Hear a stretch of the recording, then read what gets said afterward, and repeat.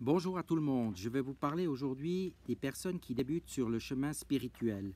Les personnes qui ne sont pas avancées sur le chemin spirituel viennent donc sur Terre en premier lieu pour épurer leur karma négatif. Il est impératif de ne plus avoir de karma négatif pour sortir du cycle des conséquences négatives de nos erreurs du passé. Nous remarquons le karma négatif par les épreuves de vie que nous subissons. Pour le nettoyer, il est indispensable d'accepter de régler nos dettes. Dans le cas contraire, nous ne faisons que retarder l'échéance, alors que le fait de les accepter comme un mal nécessaire l'annule plus rapidement, mais si nous nous révoltons, nous en rajoutons. Il est donc important d'expérimenter les choses de la vie et d'affronter les obstacles et les difficultés qui se présentent à nous. Ainsi, l'attitude la plus juste est d'accepter les épreuves qui se présentent, même si nous ne comprenons pas ce que nous vivons. C'est la voie la plus rapide et la plus sage pour nettoyer notre karma. Le pourquoi de telle ou telle charge n'est pas essentiel et nous sera expliqué plus tard. Nous aurons sur l'autre plan tout le loisir de comprendre le pourquoi et le comment de chacune de nos épreuves. Dès que le karma négatif a été nettoyé, la personne concernée doit enlever les empreintes laissées en profondeur par celui-ci.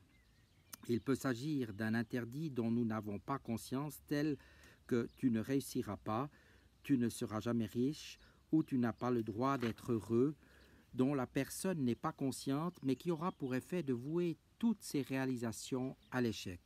Au moment précis où elle subissait ce karma négatif, il lui était impossible de réaliser certaines choses, mais dès qu'il sera nettoyé, ces difficultés n'auront plus lieu d'être.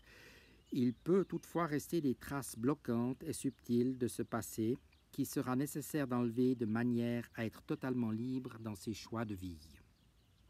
Par exemple, une personne qui était prêtre, moine ou autre dans une vie précédente et avait prononcé des vœux de chasteté et de pauvreté, ces vœux qui perdurent dans son subconscient sont peut-être la source de blocage inconscient dans ses relations amoureuses ou dans sa réussite sociale. Cependant, il nous faut être objectifs et ne pas mettre tous nos problèmes sur le dos du karma. Nous avons nos problèmes et nos propres programmations, nos interdits, ainsi que nos auto-sabotages, c'est-à-dire nos refus non conscients qui peuvent nous attirer les mêmes conséquences. Il est donc important de ne pas nous reposer sur le karma pour justifier nos actes. Il est préférable de nous assumer, de savoir que nous avons tous fait des erreurs sur le chemin spirituel et de les accepter, car c'est grâce à ces erreurs que nous avons progressé vers une plus grande authenticité. Maintenant, les personnes qui s'interrogent, à ce stade, il faut nous avancer dans la compréhension profonde des choses concernant particulièrement l'expérience du bien et du mal et en tirer les conclusions qui s'imposent. Nous expérimentons ainsi notre libre arbitre jusqu'à la limite des expériences possibles, avec toutes les conséquences qu'elles peuvent entraîner. En effet, à cette étape de notre évolution, nous prenons conscience que le mal que nous avons fait aux autres nous revient tôt ou tard.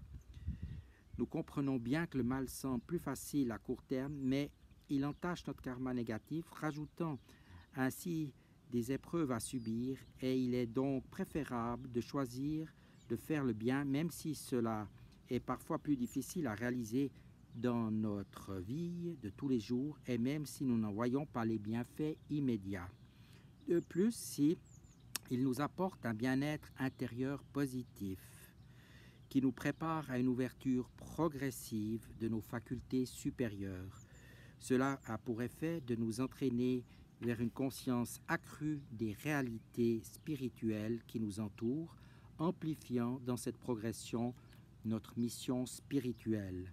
Le choix positif est ainsi comparable à un investissement sur le futur, puisqu'il nous prépare à une vie meilleure. Je vous remercie de votre attention et je vous dis à bientôt.